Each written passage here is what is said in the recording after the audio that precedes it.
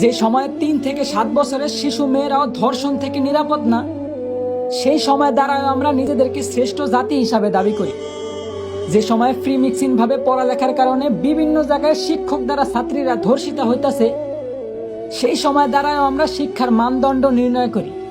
একদিকে দেশের মান্যগণ্য লোকেরা দেশের গরিবদের দিকে না তাকিয়ে বিলাসিতায় দিন কাটাইতেছে, ঠিক সেই সময় আমরা নির্লজ্জের মতো আবার দেশের রেমিটেন্স যোদ্ধা প্রবাসীদের নিয়ে সমালোচনা করি। হ্যাঁ, এই সময়ও দেশের প্রধানমন্ত্রী একজন মহিলা, কিন্তু তারপরেও দেশের মা বোনদের আমরা ধর্ষণ থেকে বাঁচাতে অসক্ষমতা প্রকাশ করি। বলি মুসলিম দেশে বিধর্মীরা হত্যাকাণ্ড চালায়, তার কোনো বিচার নাই। সংখ্যায় বেশি আর দেশটা মুসলমানদের হওয়া সত্ত্বেও প্রতিবাদ করার মতো কেউ নাই। আসলে আমি মনে করি কি ভাই, আমাদের দেশে ইসলামের পক্ষে সঠিক বিচারই নাই।